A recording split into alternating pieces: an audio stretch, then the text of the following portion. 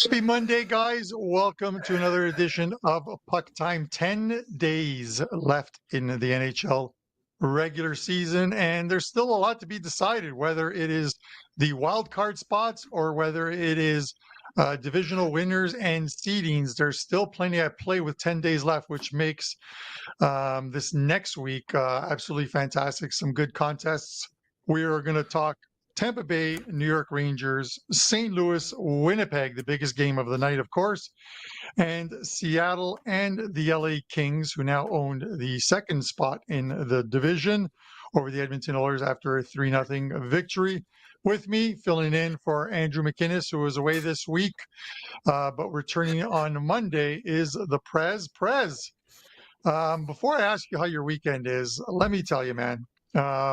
I went into Saturday in such a good mood. I had a play lined up, 5% play, all lined up, and it easily wins. The Leafs in regulation, 5-0 win for the Leafs. And I'm feeling good about myself, but the 6 and 60 for the first time in 2 years of doing this, the 6 and 60 was the big donut, a goose egg. I had a couple 5-1 weeks, 4-2 last week, and then this past weekend, a goose egg. It's Dallas loses to Pittsburgh. I don't get it. Carolina loses to Boston. I don't get it. Buffalo and Tampa stay under the total, and the Sabres score 9 goals in their game yesterday. That game easily goes over the total. Toronto and Columbus, of course, did not go over the total. Winnipeg loses to Utah after a masterclass against Vegas. And then Colorado loses to St. Louis. I can let that one slide because the Blues have won 12 games in a row. We're going to talk about whether they get 13 tonight. But man, I was sour. Clients are, for the most part, they're happy because everyone loves the big play. Everyone loves the 5% play. We had one guy who you asked the question on Friday's show, and he answered it fantastically, I thought, in the comment section of Friday's show about why they purchase Yes. plays, and then we'll skip the next day. It was very well written, very well done. So kudos to that gentleman for what he wrote in the comment section. But man, any thoughts? Like, how do you just it's anytime I give out a play, whether it's free or whether it's a paid play, you lose the free plays, you're upset about them as well. Carm, firstly, shout out to Jesse for writing that and responding to why people focus on 5% plays over 3% plays. I'm not going to get into all his reasonings, but they are probably right, but totally wrong at the same time, if that makes any sense. As for your 60, Carm, you try your best. You give out free content. You kick ass week by week. You have a bad week. Oh, well, you won for your clients. Your clients are the ones that actually pay you to come up with bets. You know, I went on Blue Line today with Matthew Barnaby. I gave out sides and totals on every game. I'm on PuckTime.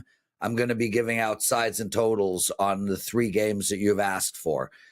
Ask me tomorrow how I did in any of those. I wouldn't be able to tell you. I care about my clients, the guys who pay me. It's hard enough to come up with one winning bet a day. Carmine will release one winning play to my client, one play to my clients a day. I wish it was a winning play every single day.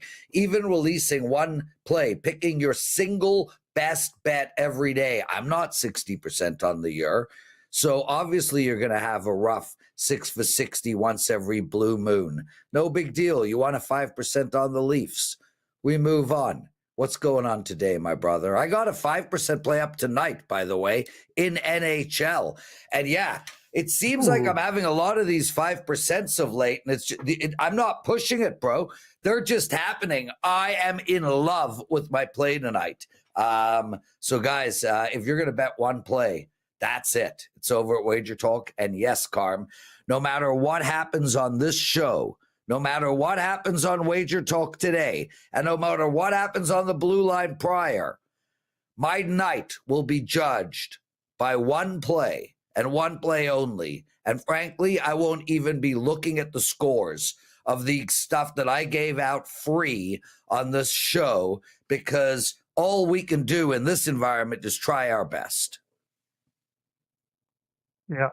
And, and I could have let off, and thank you for that. I could have let off with the fact that we saw a milestone yesterday. We saw history being made, 895.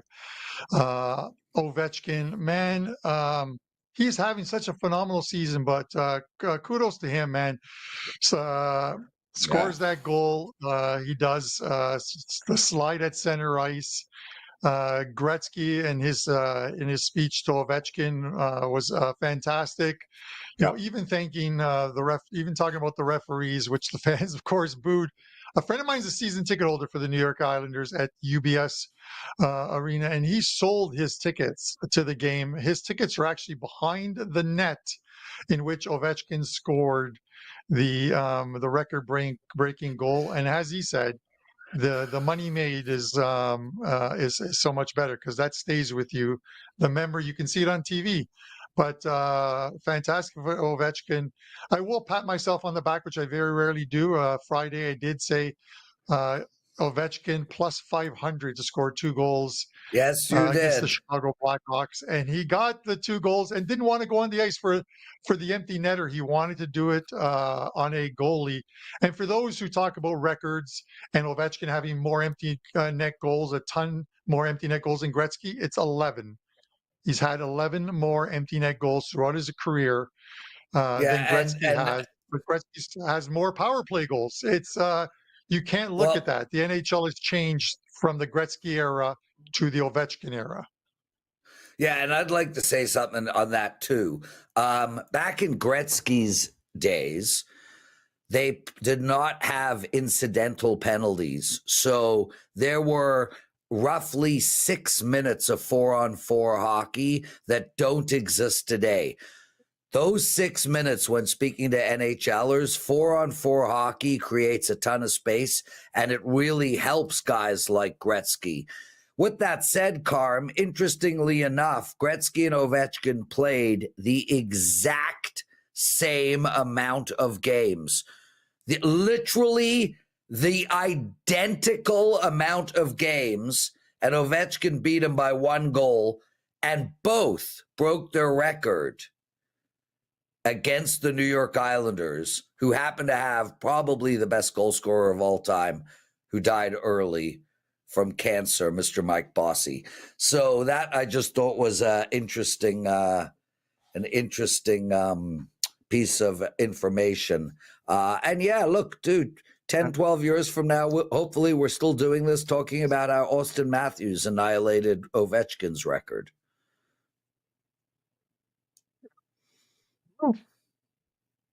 What? Ovechkin annihilate.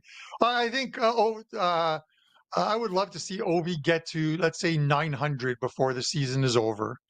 The Washington That's not going to Capitals to get to the happen. Stanley Cup Finals. Why? 5 more goals. Get to the And Stanley there's going Cup to be, Finals, win it, and then Ovechkin retires. Is there a better out in all of sports than breaking the all-time goal scoring record, winning the Stanley Cup, and then retiring, going out yes, on a high? It's Is there a better one? yes, coming back the next year and playing. Who the hell wants to retire? All I want to do is play hockey. Like anybody who I don't know. retires is not sitting there going, yeah, retired, baby. Yeah. Anyway, I don't know. I think Tom Brady could have left after that Tampa Bay Super Bowl win. But anyways, speaking of Tampa Bay, perfect segue. Tampa Bay Lightning opened up minus 125 overnight. The money's been coming in on Tampa minus 145. Rangers plus 125. Lawrence, you look at this, 6 games left for the Rangers. I don't even think they're 6 points back. I don't even think going 5-1 is going to get them in the playoffs. I think they have to run the board and win every single game because the Montreal Canadiens don't seem to be losing any games. The Canadiens are showing just a ton of fight. Second of a back-to-back, a perfect spot for them to be absolutely flat yesterday against Nashville. And they played their eyeballs out in a win to hold on to that eighth spot. And they're 6 points up on a trio of teams Yeah. You look at Tampa Bay, they still have a shot at winning the Atlantic. I know you think that's likely not going to happen, but they're 4 points behind the Leafs, play the Leafs once, and they only have, of their 6 games, they only have 2 road games left. Tonight in New York against the Rangers, and their season finale in New York against the Rangers. All the remaining games are at home. Who are you taking in this game? And just break it down for me. Yeah, before I get into that, let go rights. People only buy 5% plays, right, Prez? So now everything is a 5% play. Yeah, that is like the total, like, and then he writes, nice that you care about your customers' bankroll. That puts my integrity on the line, and I go ballistic over that stuff, Carm. Like, you could call me a douche. You can call me the worst person, a narcissistic, arrogant schmuck.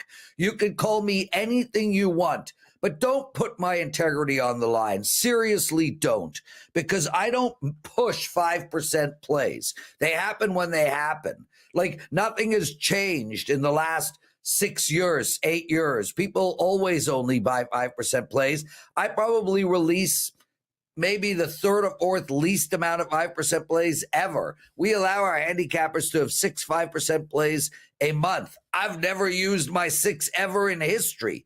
So that is just total BS.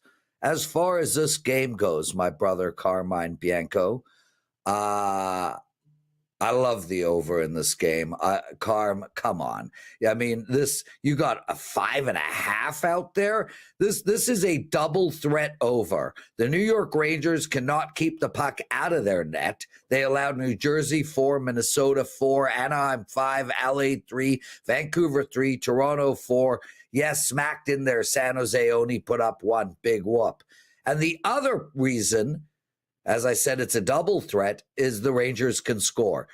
Yes, they put up 0 against New Jersey, but 5 against Minnesota is very impressive. 6 against San Jose, 4 against Anaheim, 5 against Vancouver. This team can score, and they are struggling to keep the puck out of the net. And Tampa Bay, Carm, they only put up 2 against Buffalo and 1 against Ottawa, but before that it was a 4-5-8-6.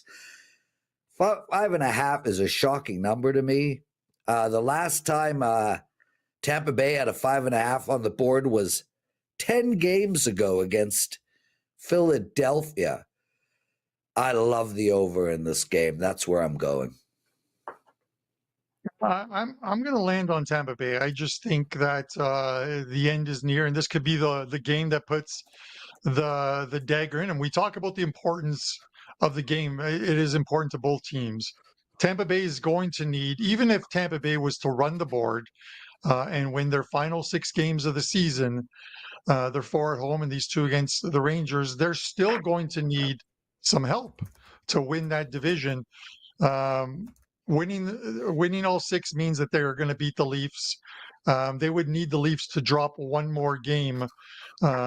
Leafs play against Florida their next game. The Leafs are just playing, just to go on off a bit of a tangent. If you watch that game against Columbus, whether it's Columbus running out of steam, but the Leafs put on pretty much a masterclass on how to play defense, which is what they're trying to do heading into the playoffs, because they've always been an offensive team during the regular season, and it never carries over into the playoffs. But this is, I think Tampa's the better team. On paper, Tampa's the better team. On the season, Tampa's been the better team.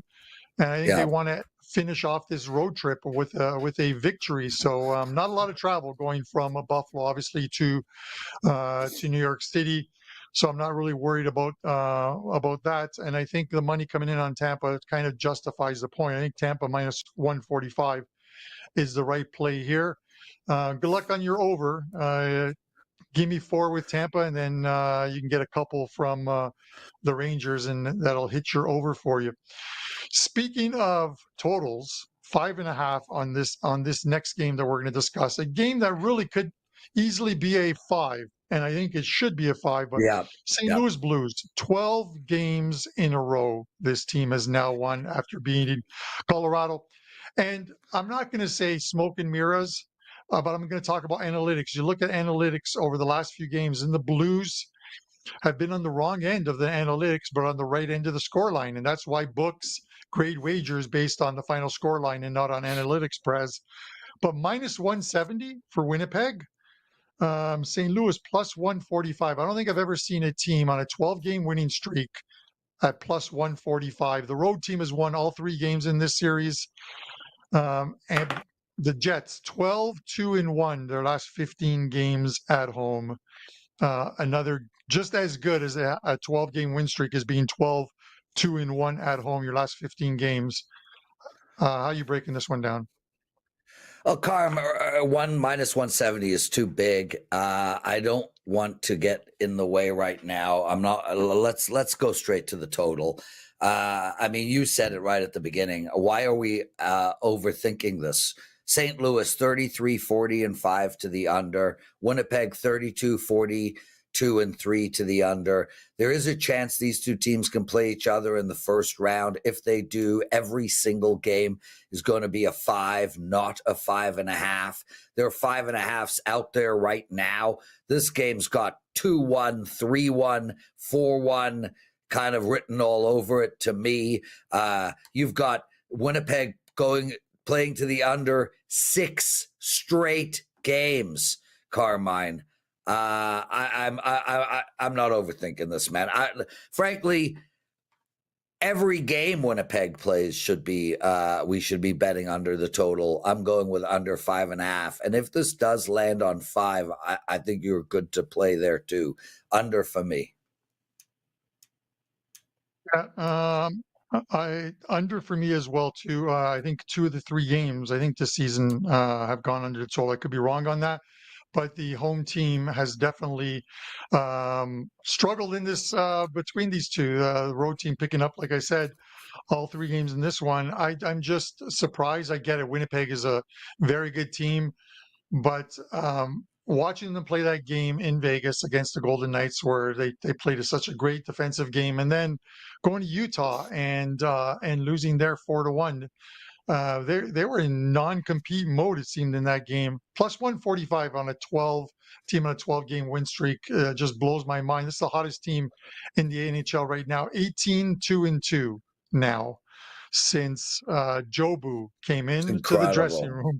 As I looked for a Jobu online. I want to have one for the playoffs. I was going to try and order one on Amazon or eBay because maybe Jobu will turn around my season. My NHL season hasn't been a good one. I've been forthright with that. I've said it, but some good and some bad runs. But hopefully finish the season strong and a good NHL Stanley Cup playoffs. So under for me as well too. We agree on that. Seattle and LA. You took the LA Kings on the weekend against the Edmonton Oilers. Yeah. Pretty much a rocking chair winner. 3-0 doesn't sound like a rocking chair winner, but minus 245 tonight, plus 195 on Seattle. Total sits here at 6.5, under 15. Here's where I'm going to land on this one, Prez. The Kings. It is a meaningful game for the Kings. Seattle's playing well. They've scored 5 goals in back-to-back games. They're playing well, but the Kings are 4 points up on the Edmonton Oilers. They need to maintain that lead. They need to get home ice in the first round of the playoffs if they're going to beat the Oilers in the first round of the playoffs for the first time in 4 years. 9-1 their last 10 home games. 8 of those games have been by 2 or more goals. I'm landing on. I can't play 245. I'm landing on the puck line here, minus 1.5, plus 15. So I'll take the plus 15 VIG. Look for them to win by 2 or more goals. Thoughts? Can't get to the window on the LA Kings right now. Big win against Edmonton. It feels like a soft spot, but I can't get on Seattle either. St. Louis, the Kings, a much better team than Seattle. And yeah, Carm, you're right. The Kings need to win maybe one more to guarantee themselves home ice against Edmonton. I'm going to look at the under here. For some reason, you gave me 3 games. I give you 3 totals. LA Kings, 29-44 to the under on the year. Seattle's going to struggle to score, Carm. You look at what this LA Kings defense and goaltending have done. In 4 games, they've allowed 4 goals. That's right. In 4 games, they have allowed 4 goals. In the last 10 games, they have allowed more than 3 goals one time. They allowed 3 to the Toronto Maple Leafs. One of those was an empty netter. So technically, they have kept teams 2 and under in 9 of their last 10 games. And Seattle is not some kind of scoring juggernaut. I know they put up 5 against San Jose and 5 against Vancouver, but they put up 1 and 1 against Dallas in their back-to-back. I'm not overthinking this either, Carm. A Winnipeg game, under. LA game, under. Simple as that. I'm just thrilled you're giving us plays on games. That's what matters most in this one. So I want to go, still talking hockey, but off topic for a second since we've blasted through these 3 games. I've had conversations with, living in Toronto or north of Toronto, everyone here is a Leaf fan, with the exception of me, of course. But um, the I keep hearing it from everyone. The Florida Panthers are tanking the rest of their season because they want to play the Leafs in the first round of the playoffs instead of playing Tampa Bay in the first round of the playoffs. And by tanking, I mean, I don't think you just go out there and you purposely lose, but they've lost 5 straight games. They get shut out against Ottawa. You look at them, and the Ottawa Senators are coming on. The Ottawa Senators are 4 points back of Florida for 3rd spot in the Atlantic. And from your perspective as a Leaf fan, and as a hockey, of course, handicapper and hockey fan in general, I know tanking does not exist. But what do you think is happening with Florida right now? I don't think they're tanking. I think they are missing Ekblad. I think they're missing Matthew Tkachuk. And I think they're also tired. This is a team that's played a lot of hockey the last 3 years. In typical Florida fashion, they're going to come back into the playoffs with Ekblad and Tkachuk. Barkov will be healthy. The team will be ready to go. I think we saw a similar thing with Tampa Bay after they won their first Stanley Cup going back towards the end of the season. I don't think they're tanking one bit. Frankly, if I was Tampa Bay and I have a chance, Florida, and I have a chance to play Tampa Bay or the Leafs, I'm okay with either one of them. I don't think they're tanking. I think ultimately this is a lull. And if Toronto gets Florida, so be it. I don't care. Toronto is going to get out of the first round. So I'm not really that concerned. Plus, honestly, Carm, I just want to keep betting, dude. Screw the damn playoffs. I'm having an unbelievable NHL season. I'm on an 11-2 run. I won last night. I won Saturday. All I'm doing is making money for my clients. Who cares about the playoffs? Let's just keep padding the bank account. Playoffs are around the corner, but the season does come to an end, as I said, in 10 days' time. So there's some really good games. You look at it: the Montreal Canadiens 85 points, the New York Rangers 79, the Red Wings 79, the New York Islanders 78. Columbus, I think, have run their course, 3 straight losses for their last 5. They're at 77. You got to feel bad for the Detroit Red Wings because, in a way, Prez, because back-to-back wins for this team, and Montreal just isn't dropping any games. They can't make any headway in gaining ground on this team. They have a game in hand, which will put them 4 points back of the Montreal Canadiens, and they do play the Montreal Canadiens as well too. I think that game is tomorrow. It's another biggie for them. So the chances are slim, but they're still there. It's kind of like the Dumb and Dumber movie. So you say, I've got a chance. So we'll see how that goes with them. But the great thing about this is last year at this time, the NHL was pretty much done as far as a playoff positioning. So we still have a lot to play for, a lot of meaningful games, and that makes it good from a betting perspective because you're not worried about whether a team shows up or not. And to answer one of the guys in our chat, John Madden, I think it was, asked about the Rangers starting some younger guys. Maybe the opportunity doesn't exist tonight, but if they lose this game and they lose their next, they are toast at that point. Yeah. And I think you bring in some guys and you give them a little bit of NHL experience, even if it's only for 4 games as well too. Prez, okay, you mentioned you have a big play up tonight in the NHL. Tell us what's going Yeah. on for you at WagerTalk and give us a show best bet. Yeah, dude, thanks for asking. I had an awesome weekend of betting. I went 3-1 on Saturday. I went 1-0 yesterday. My March Madness has been unbelievable, Carm. I'm 13-5 in the madness, literally 13-5. I have one college basketball bet for my clients, and it comes with a 5% play in the NHL. I won my NBA 5% play last week. I won my NHL 5% play last week.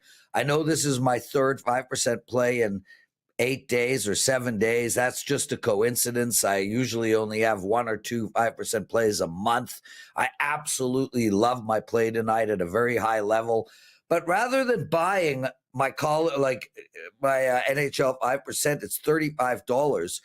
We're selling the entire NHL playoffs, and you get the rest of the season for $195. It's no coupon code required. That is the best thing to buy. I have had a monster NHL year, my brother.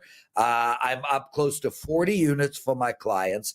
I'm on an 11-2 run. I'm on a 50-28 run. I have been winning the last 3 days, 7 days, 30 days, 60 days, 90 days, the whole season. There's not one period in this NHL season where I have been losing for my clients. So please take advantage of that offer. And I think it's only around for one more day.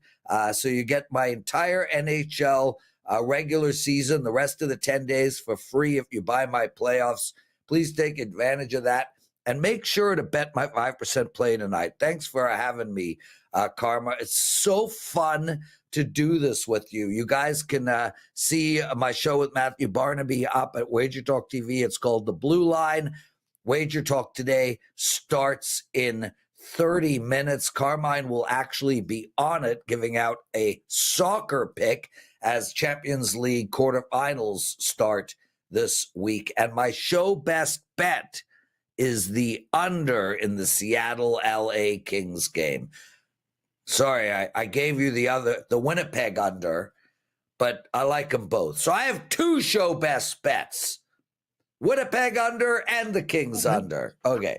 I'm gonna shut up now, Carm. The more free plays, the better. You should post some daily free plays on the WagerTalk website, Prez. The NHL people love our free pick section over at WagerTalk, and the more NHL free plays we can put out for the community, I believe, the better. Why not? If you like something on the show, put it out there, and for people who don't catch the show. As far as myself, one play up in the NHL. Last night's 2-pack in the NHL swept, so I'm happy about that. We'll see if we can get another winner tonight of 4%. Best bet on tonight's card. Likely no soccer today. I do like Newcastle against Leicester City as they continue a strong season. But as far as the show goes, I'm going to look at the Oilers Ducks and take the over 6 in this game. McDavid's still not ready to come back. I think pretty much they're in maintenance mode. They're going to rest him, play him a game or two towards the end of the season. Draisaitl didn't play on Saturday. Whether he's in the lineup tonight or not, it's not going to be a player-dependent play here. These are 2 teams that can play some offense. The Ducks are allowing goals, 10 goals in their last 2 road games. They return home. Those games were against Calgary and the Vancouver Canucks. Now they return home to face the Edmonton Oilers. This number could have been a 6.5 if Draisaitl and McDavid were in the lineup. It's 6 without them. Still plenty of scoring on the Oilers. I'm looking for the over in this one. So let's hope that one gets there.